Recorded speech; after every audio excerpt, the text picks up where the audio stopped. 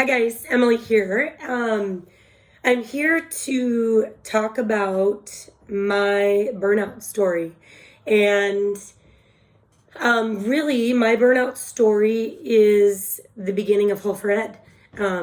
Because me going through a really difficult time in my teaching career led to wanting to talk about it with other teachers. So I'll give you a little background. I've always wanted to be a teacher. Ever since I was little, my sisters would come home with papers that had been written in red pen, and I thought red pen was the coolest thing in the whole world. And I was like, someday I'm going to be a teacher so I can write in red pen. And they were those cool pens that had blue on one end and red on the other. And I just, from a very young age, always wanted to be a teacher, and I always pursued it.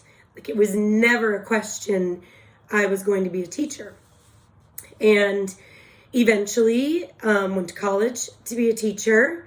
My husband and I were hired together as sixth grade teachers in our district, and we taught next door to each other for the first 7 years of our teaching career, which was a trip, yes. And then eventually our district moved sixth grade to a middle school, and we have two middle schools across the street. So my husband teaches one and I teach the other. So we don't teach next door to each other anymore, but we still teach in the same district. And when at the beginning of my teaching career, I was like all in. Like, I was like, I'm finally doing what I wanted to do my whole life. And I said yes to everything, like a lot of non-tenured teachers tend to do. I was on every committee. I don't know, I had this strange feeling that my voice just had to be heard. Very narcissistic, I guess. I don't know. So I was doing a lot. And then on top of it, I was a very young mom.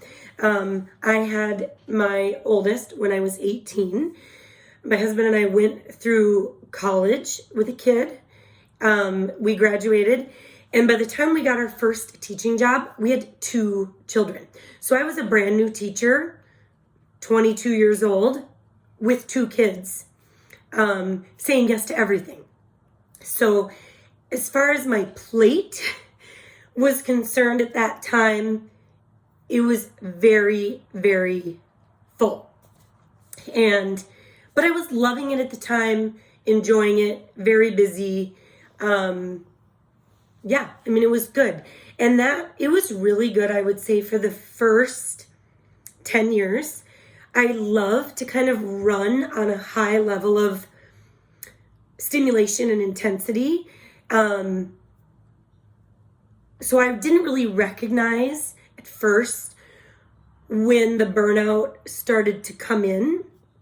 And for me, it was not just work burnout. It was a combination of home and work burnout. The two just became too much for a couple of reasons, and I'll explain. By the time I really started to feel negative, I'd been teaching 10 years, and I had had my 4th child, so we had 4 children, and I was teaching for St. Mary's, which I loved, but I was starting to be negatively reacting to a lot of what was around me. Other teachers, committees. I kind of had this like pessimistic attitude that just was not healthy. I'm not sure any teachers around me would have been like, oh, isn't Emily the negative Nelly in the teacher's lounge? I didn't share my views publicly, but internally I was like, oh, nobody ever helps. Nobody ever does this. Nobody ever volunteers. It's always the same. I kind of had a negative self monologue, so to speak. And then my breaking point came, and this has nothing to do with this other teacher. This other teacher is phenomenal. It had everything to do with where I was. But a teacher who I had mentored and helped and shared a lot of stuff with was the recipient of an award. My principal had nominated her for the Office Max Teacher Award. And one day, some Office Max Polo people come into our area, and my principal was pushing this beautiful leather chair and then a pallet with a box on it full of every imaginable Office Max, like, trinket, like Post-it notes and markers and labeling machines and everything. And I was like, oh my gosh, what's going on? And they said this teacher had been nominated, had won this award. And again, she totally deserved it. It had nothing to do with that teacher. But I lost it. I remember closing the door to my room and just being like hurt, shocked. And I didn't really understand why. I mean, I knew that some things were brewing. I went home and proceeded to verbally vomit all over my husband. Stuff that I'd been holding in for a while. And I learned this later after counseling, that I rely very heavily on appreciation, gratitude, words of affirmation, if you know anything about love languages. And when I don't feel valued or appreciated, I tend to go negative, and basically my anxiety increases, my lack of self-worth increases, and sometimes even a depression. And I basically told my husband, I don't think I'm going to go back to work, back to teaching. And bless his heart, he didn't completely lose it.